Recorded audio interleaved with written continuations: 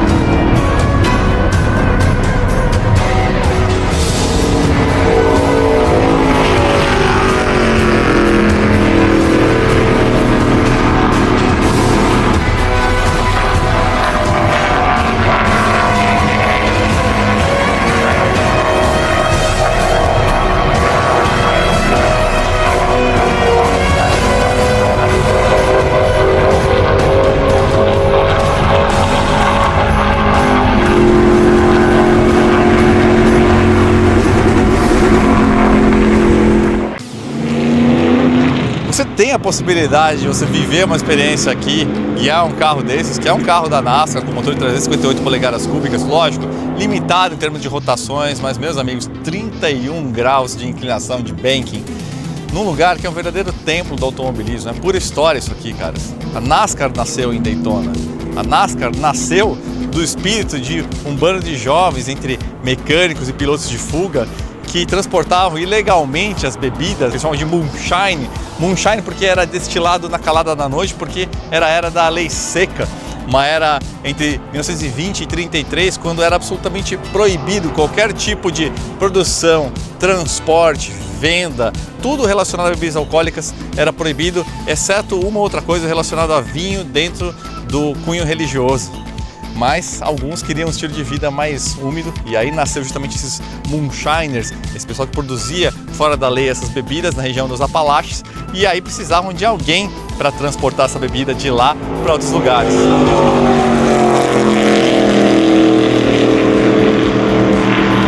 Mas isso é o que aconteceu depois, porque antes, na verdade, se juntaram mecânicos, pilotos de fuga, preparando os seus carros ali na década de 20, começo da década de 30, aliviando o peso, aumentando o espaço de carga, deixando o carro mais bravo, trabalhando o cabeçote, e tudo que podia ser feito para poder fugir da polícia, porque era literalmente um jogo de gato e rato. Em algum momento da história, contudo, a jornada começou a ser mais divertida do que o destino, porque em 33 o Roosevelt derrubou a 18ª emenda e aí passou a ser legalizado normalmente, permitido você poder voltar a comercializar bebidas alcoólicas, só que esses caras continuaram andando sobre outro pretexto. Agora eles estavam fugindo dos impostos, da galera que fiscalizava essas bebidas. O argumento estava ficando cada vez mais fraco. Mas os pilotos de fuga, cada vez mais, o barato, na verdade, estava em correr um contra o outro. Então começaram umas corridas ilegais, de repente umas corridas clandestinas, e aí incluindo umas provas organizadas na praia de Daytona. Essa de Daytona era organizada por um mecânico chamado Bill France, que é o fundador da NASCAR. Essas corridas clandestinas, muitas delas, os organizadores sumiam com a grana dos caras antes da corrida acabar, você imagina isso? Então o Bill France começou a organizar provas cada vez mais bem organizadas, cada vez mais profissionais. Na verdade, ele viu um negócio nisso. Então, ao entrar em contato com a administração de Daytona, ele conseguiu construir esse autódromo Super Speedway de Daytona, mas antes disso, claro, ele constituiu a NASCAR, que era justamente uma forma de você organizar essas corridas que estavam num âmbito clandestino e que nasceram de traficantes de bebidas. É uma história completamente... É muito americana essa história, cara.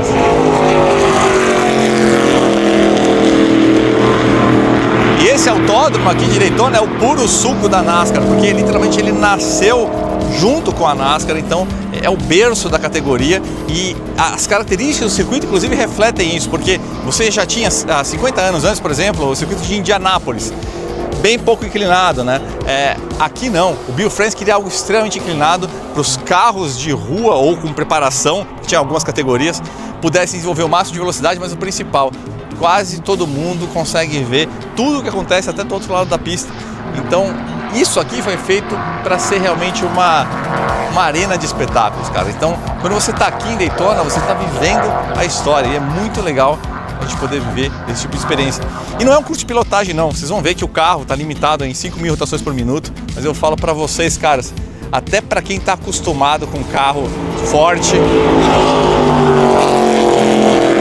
andar no Super Speedway de Daytona, 31 graus de inclinação e um carro todo setado estranho, feito para andar em ovais, você que, vamos dizer assim, despreza ou menospreza esses carros e essa categoria, porque esses carros só viram para um lado, vem aqui andar para você entender o que é a pegada de andar num Super Speedway, caras. O NASCAR Racing Experience oferece um leque grande de opções de programas em 18 ovais, de Daytona a Talladega. A ideia é oferecer experiências para todos os níveis de habilidades e bolsos. Você pode andar de carona por pouco menos de $200, pilotar a partir de 300 e no outro extremo há programas avançados de pilotagem com coach que beiram $5.000. Eu comecei de carona para sentir como é a pegada na pista antes de assumir o banco do piloto. Como é entrar em um carro de corrida sem portas e com roll cage? Bom, você já tentou entrar na máquina de lavar a roupa da sua casa? É parecido.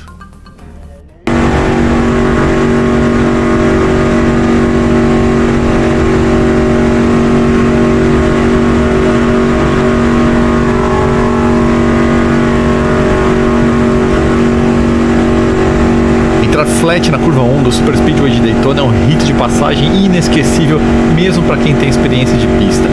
A combinação de força G lateral com a vertical por conta dos 31 graus de inclinação dá uma pequena bagunçada no nosso labirinto.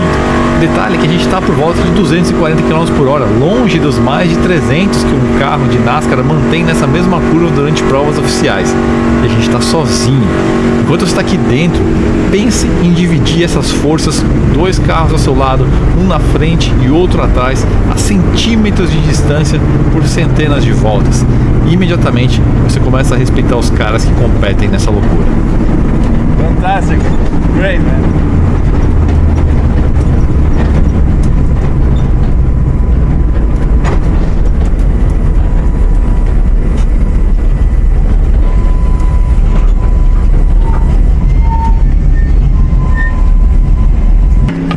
Stick your head out the window, look at the sky.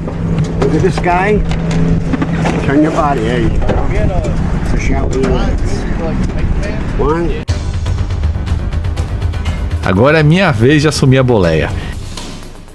Esse é o programa Rookie de $460, onde eu pilotei por 8 minutos. É uma forma relativamente acessível de você ter uma experiência única.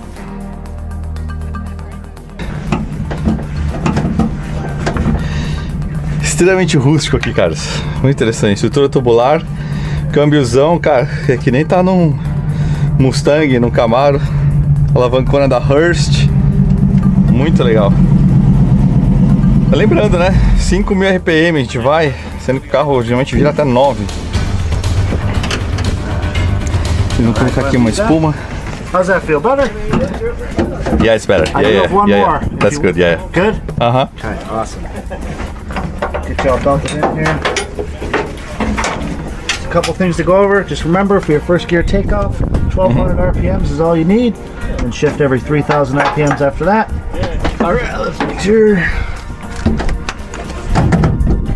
Okay, it's a little to the right.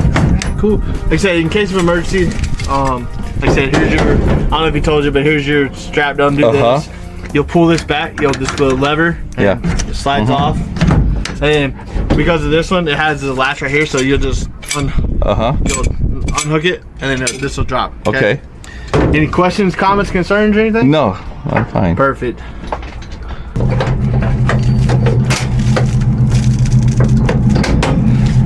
Alright, clutch it. Yeah, I'm on it.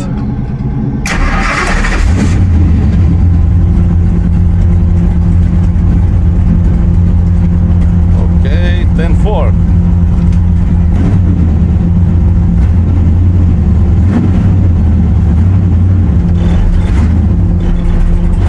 carro sai do lugar, você já sente a primeira manha, porque o carro quer naturalmente andar para a esquerda e você precisa esterçar para a direita para ele seguir reto. Como esses carros usam comandos de válvulas que não são tão bravos, modular a embreagem ou acelerador para manter as rotações bem baixas na saída dos boxes é relativamente fácil, mas a vontade era de acelerar fundo.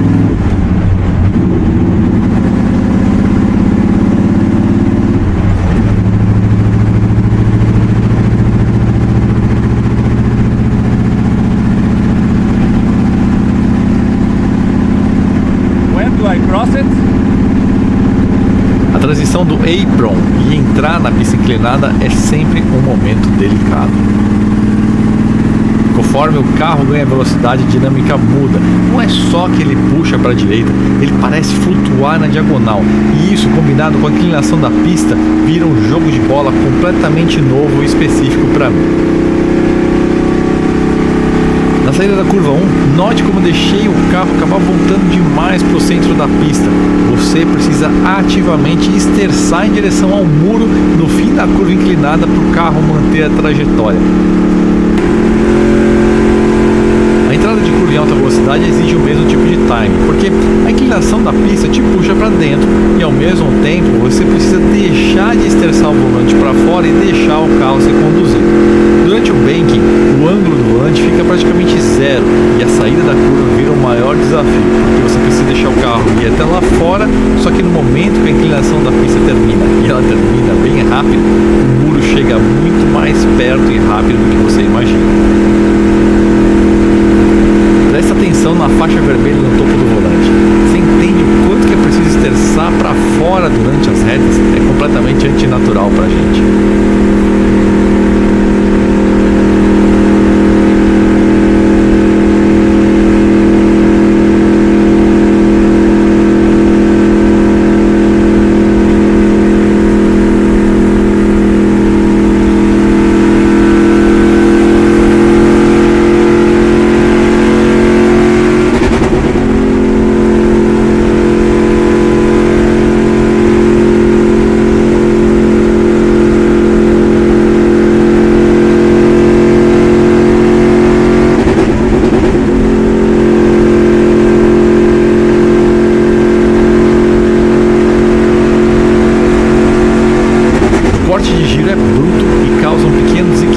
Diagonal no carro, porque tudo nele é assimétrico. Diâmetro dos pneus, cambagem, caster, convergência, distribuição de massas, é um animal completamente diferente.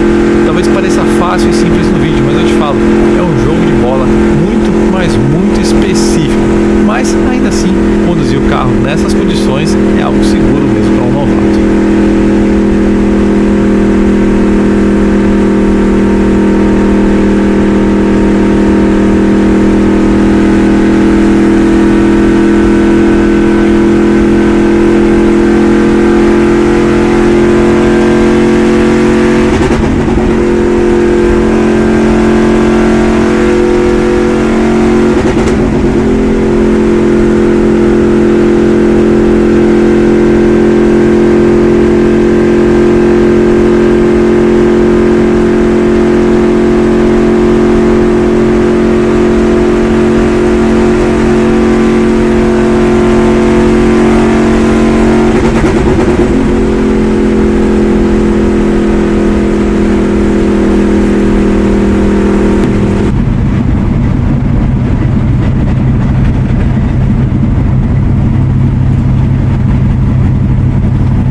Da sessão, fiquei extremamente curioso sobre como deve ser pilotar esse carro com mais potência e giro disponíveis, mais força G lateral, entrada de curvas mais assustadoras, saídas de curva com o muro chegando a bem mais de 250 por hora. No fim, quem gosta de carro em pista entende o prazer específico de cada categoria, e esse mundo dos ovais me deixou com gosto e quero mais. Mas eu também queria entender um pouquinho mais sobre o carro que eu pilotei, então eu dei um pulo nos boxes para trocar uma ideia com a equipe.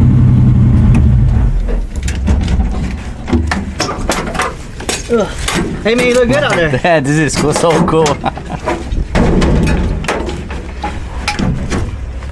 Where's that? Right here. Lean forward and I'll get this arms off of you too. Pessoal, eu tô aqui com o Dave, que vai contar um pouquinho mais aqui nos boxes sobre os carros e um pouquinho sobre as experiências que eles fornecem. Dave, nice to meet you. Nice to meet you. Thank you for coming out today. Oh, it was a pleasure. It was amazing. Did you enjoy the drive? Yes, a lot. Good it was deal. very, very cool. And Dave himself is a race car driver. Yep. And he's the chief mechanic of this whole operation. So Dave, show us a bit what we have here. We have a lot of examples of what we have, the cars we have here at the NASCAR Racing Experience. The one thing that you want to remember is each car has different size seats to fit different size drivers. Because they are fixed. They are fixed, correct. Yep. These cars were built in Carolina. We do have some newer cars, but these older petty cars were built in Carolina, especially for this program. So they're built wide enough to give rides, but also have the safety precautions in there to make it very safe. Oh, I see. So the cage is slightly different because of yes. the other seat that yes, have. Slightly. This particular car has a 600 horsepower petty built engine in it. Wow. So the block is like the NASCAR spec block, right? It's Yes. like 358 cages, right? Correct. Yeah. With aluminum heads, roller cams. And then there's just a milder camshaft. Yes. Okay. Yep. Okay. Yeah, because we also have to remember we have to get longevity out of them also. Yeah. We're not looking for totally max speed, but we do want to give you that punch. bang for your buck, Yeah. if you will. But yeah, this has been a great car. We've had it for many years, and they're all on a maintenance schedule. Every lap is tracked, so we know every mile the car takes, and we have a certain interval, just like an aircraft. We bring it in and change oil, do all the inspections, repair anything that needs to be repaired. Keep the car good and clean and ready to go for the next. You said 600 horsepower, so it would be like 6.5, the red line more or less. We tried it in order to keep them the longevity of the engine. We try to keep them around 5,800 RPM. Oh, so it delivers all this under 6. Oh, yes. It's very efficient engine. Yeah, we use a 300 gear here at Daytona final drive. So that's going to get you into the 150, 165 range, depending on the driver. Of course, we don't want to push anyone further past their limitations, but we want to make sure they have enough speed that they're having fun. Because this is a very specific car. It's so different to drive because it's all set up to the bankage corner. So even in the straight, you feel the car pull inwards. Right. And when you have the rev cut, you can see that the car moves diagonally. It's completely different from a regular road course car. Whereas the road course, you're going to set up pretty much 50-50 across the board. Here, we're going to set up to always want to pull to the left. So you're going to have more negative camber on the right front, positive on the left front. Positive. So when that car goes in the corner and the vehicle kind of rolls, it straightens those tires up to give us good tire wear. Caster is a driver feel because you want some feedback in the wheel. You don't want it to feel like you can't feel the car. You want to be able to feel it. So it runs like 8-9 degrees. Well, we don't run quite that much, but around 5 and 3. 5 and 3. You do a split. Oh, it's asymmetric. You do a split, so it's going to want to pull to the left, and then you want about an 1/8 inch toe out, and as much zero bump as you possibly can get. So that's our front end setup.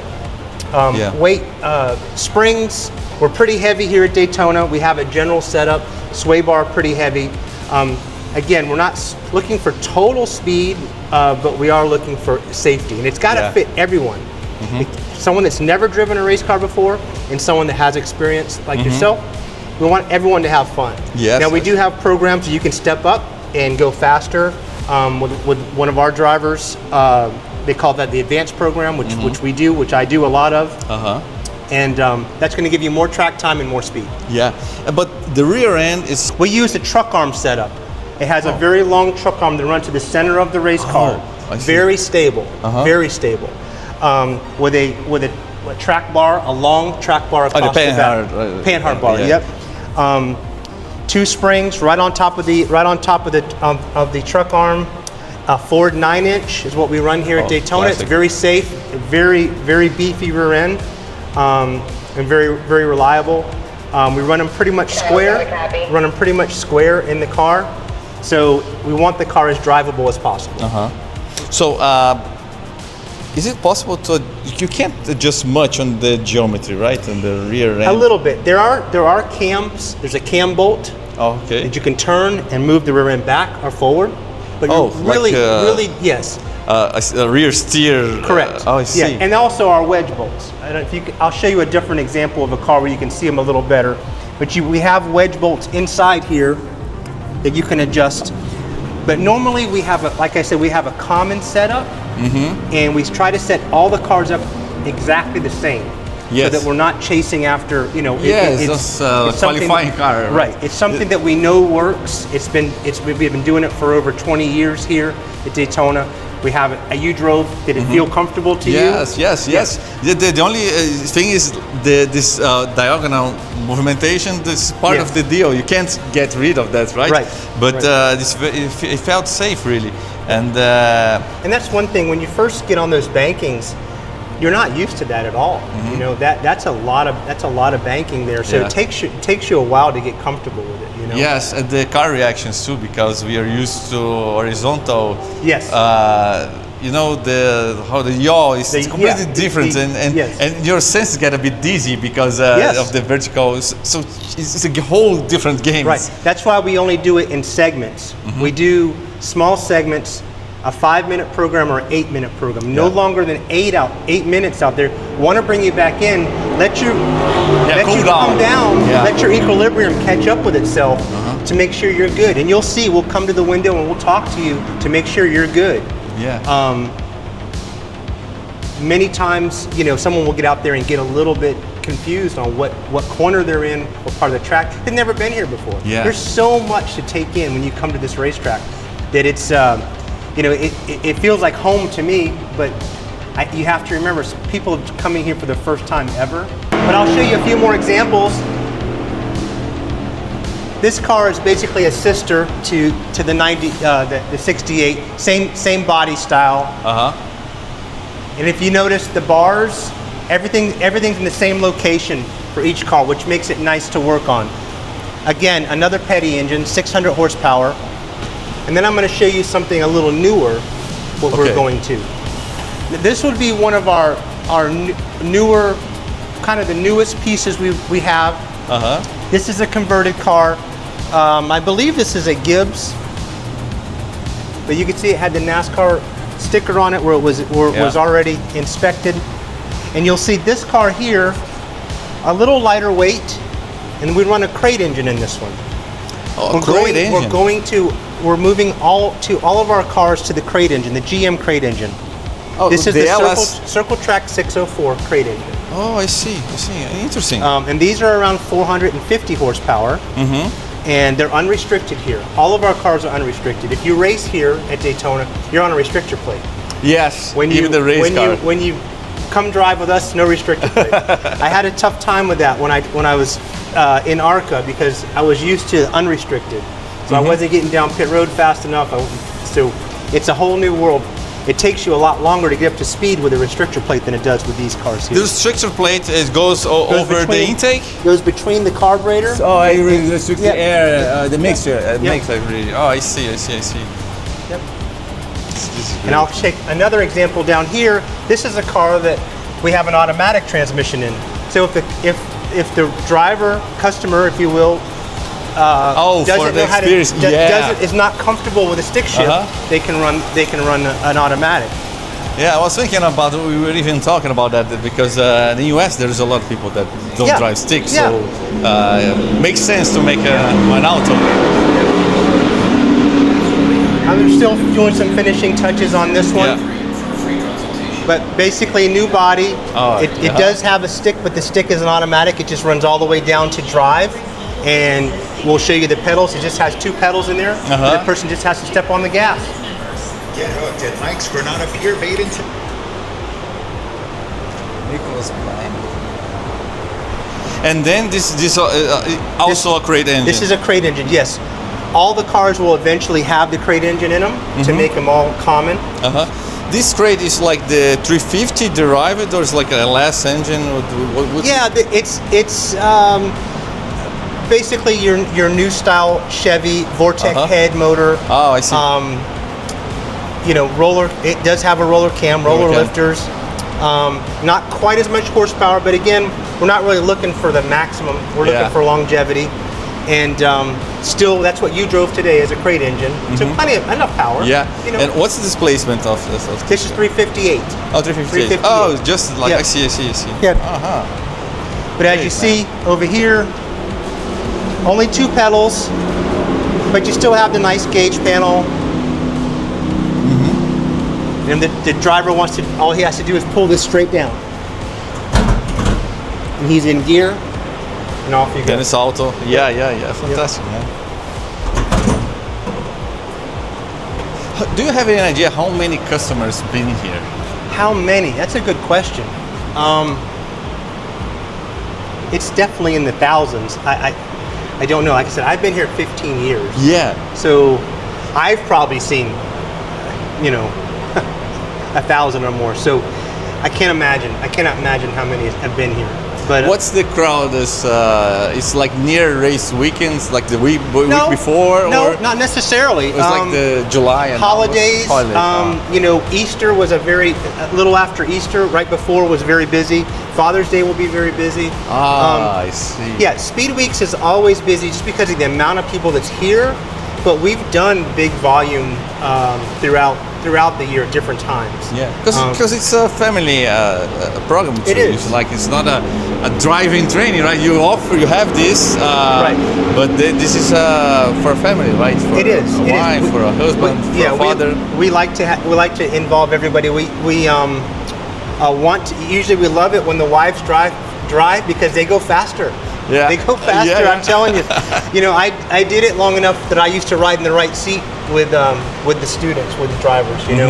So I found it very interesting, the competition between husband and wife, and how good they would listen so good, and they hit their marks. Catch up. It was They're less stubborn than we are, right? Yes. It was No a problem. pleasure. Well, I'm glad you came. I'm glad you had a chance to do this. Oh, it was and great. Daytona is an iconic track. And Pure history. when yes, we are like here. I said, just driving in here is exciting. So it's got to be for someone that's never driven here. This is the optimal way to get a chance to get on this racetrack for a reasonable amount of money. Yeah, There's no other way to do it.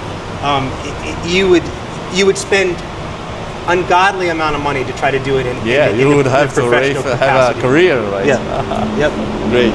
So thank you. Thank you, man. All right. Thanks a lot, Dave. You're welcome, bro. You're welcome. Now this is my kids. You don't have to put this on tape.